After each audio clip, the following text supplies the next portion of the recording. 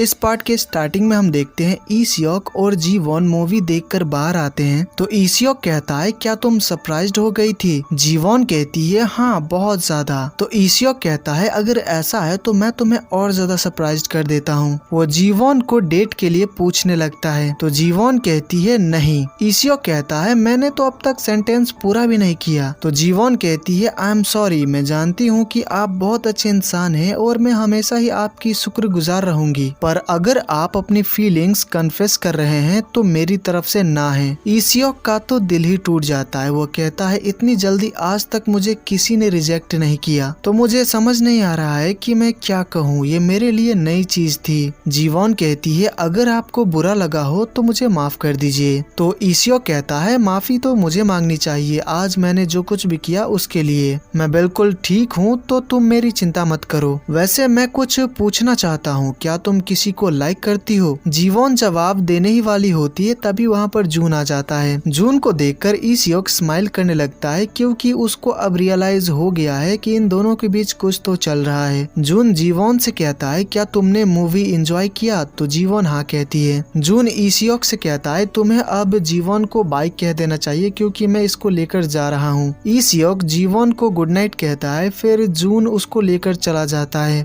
Theatre के बाहर जी-वॉन कहती है आखिर बात क्या है, तुम यहाँ इतनी जल्दी में क्यों आए। जून सच नहीं बताता है और कहता है मैंने तुम्हारे लिए सलाद बनाया है और मैं नहीं चाहता कि वो ठंडा हो जाए, इसीलिए मैं तुम्हें यहाँ पर लेने आ गया। जी-वॉन कहती है पर सलाद तो ठंडा ही खाते हैं ना। तो जून कहता है लगता है तुम्हें पता नहीं है, मैं जो सलाद बनाता हूँ वो गर्म होता है। ये सुनकर जी-वॉन हंसने लगती है और कहती है तुम्हारी बातों का कोई सेंस ही नहीं बन रहा है। जून कहता है मैंने ये तुमसे ही सीखा है, तुम हमेशा ही बकवास करती रहती हो। फिर वो दोनों साइकिल पर बैठकर घर वापस आते हैं। अगले दिन जून सैंगजी से मिलता है और कहता है किसी चीज में मुझे तुम्हारी एडवाइस चाहिए। ये सुनकर सैंगजी शॉक्ड हो जाता है और कहता है क्या बात कर रहे हो, सभी लोग मुझे नीचा दिखाते हैं क्योंकि मेरे ग्रेड्स बहुत खराब है, पर तुम्हें मुझसे एडवाइस चाहिए। चलो ठीक है बताओ क्या बात है। जून कहता है मेरा एक सीक्रेट है और मैं अपनी फीलिंग्स भी कन्फेस करना चाहता हूँ, तो क्या पहले मुझे उसको अपना सीक्रेट बता देना चाहिए या फिर अपनी फीलिंग्स कन्फेस करनी चाहिए। सैंगजी कहता है ये काफी कॉम्प्लिकेटेड है, वैसे क्या सीक्रेट बहुत बड़ा है, क्या जी-वॉन तुम्हें मना कर देगी अगर उसको सीक्रेट पहले पता चल गया तो। जून कहता है इसके काफी ज्यादा चांसेस हैं। सैंगजी कहता है अगर ऐसी बात है तो पहले तुम्हें अपनी फीलिंग्स कन्फेस करनी चाहिए और उस दिन का वेट करो जब वो तुम्हारा सीक्रेट जानने के बाद भी तुमसे ब्रेकअप नहीं करेगी।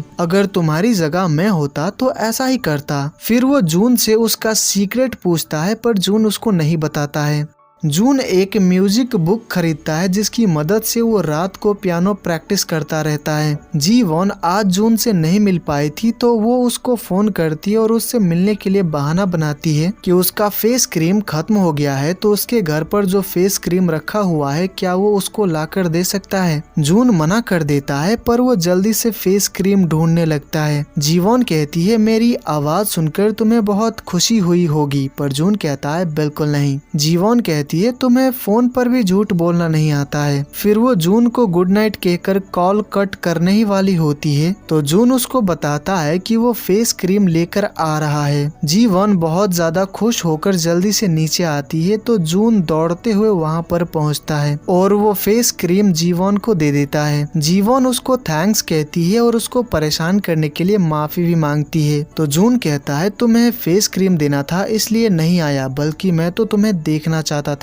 क्योंकि मैं तुम्हें मिस कर रहा था। ये सुनकर जी-वॉन काफी सरप्राइज्ड रह जाती है पर वो काफी खुश भी होती है। जून जी-वॉन के थोड़ा करीब आता है जिससे वो बहुत नर्वस हो जाती है कि ये कुछ करने तो नहीं वाला, पर जून उसको गुड नाइट बोलकर जाने लगता है पर थोड़ी दूर जाते ही वो फिर से रुक जाता है। वो वापस से जी-वॉन के पास आता है और अपनी फीलिंग्स कन्फेस करने की कोशिश करता है पर वो नहीं कर पाता है। अगले दिन तैहू पियानो लेसन्स के लिए आया होता है तो जी-वॉन उससे कहती है कि वो रोज उसको सिर्फ 1 घंटा ही सिखा पाएगी, क्योंकि उसको अपने एक स्टूडेंट को कंपटीशन के लिए तैयार करना है। इसीलिए वो यीशु को ज्यादा टाइम देने वाली है ताकि आगे चलकर उसके एकेडमी में और भी स्टूडेंट्स आए। ये सुनकर तैहू कहता है मैं नहीं चाहता कि यहाँ पर बहुत सारे स्टूडेंट्स आए। ये सुनकर जीवोन हैरान रह जाती है और तैहू को ही देख रही होती है। तो तैहू कहता है मेरा मतलब ये था कि मैं नहीं चाहता कि तुम बहुत बिजी हो जाओ, क्योंकि इससे मुझे तुम कम टाइम दे पाओगी। तैहू की बातें जीवोन को बहुत ज्यादा अजीब लगती है। लेसन्स के बाद जब तैहू जा रहा होता है तो बाहर वो यीशु से टकरा जाता है। यीशु उससे माफी मांगकर अंदर चला जाता है। वहीं तैहू काफी गुस्से में वहाँ से जाता है। जीवोन यीशु को पियानो सिखाना स्टार्ट कर देती है और यीशु थोड़ा बहुत अच्छा भी कर रहा होता है। वहीं तैहू का कोई पीछा कर रहा होता है जो कि वो नोटिस कर लेता है, पर जब वो रुक कर आसपास देखता है तो वहाँ पर कोई भी नहीं होता है। ईसियोक से मिलने हायंग हॉस्पिटल आती है और कहती है आप जीवोन को लेकर ऐसे ही हार मान लेंगे, आपको कुछ करना चाहिए। ईसियोक उसको बता देता है कि जीवोन ने उसको रिजेक्ट कर दिया है। ये सुनकर हायंग शॉक्ड जाती है। हायंग का प्लान फेल हो गया, इस वजह से वो बहुत सैड होती है। तो सैंगजी के साथ कैरियोके आकर सैड सॉन्ग्स गाती है और बहुत रोती है। यहाँ से दिन बीतते जाते हैं। जीवोन यीशु को कंपटीशन के लिए तैयार करने में बहुत ज्यादा मेहनत कर रही होती है। वहीं जून भी पियानो सीखने में बहुत मेहनत कर रहा होता है। वहीं डेविड उस हॉस्पिटल में पहुंच जाता है जहां पर ईसियोक काम करता है। यहाँ पर पूछताछ करने पर डेविड को पता चलता है कि जून इस हॉस्पिटल में एक लड़की के साथ आया था जिसका नाम जीवोन था। वो एक पियानिस्ट थी और उसने अब खुद का एक पियानो एकेडमी भी खोला है।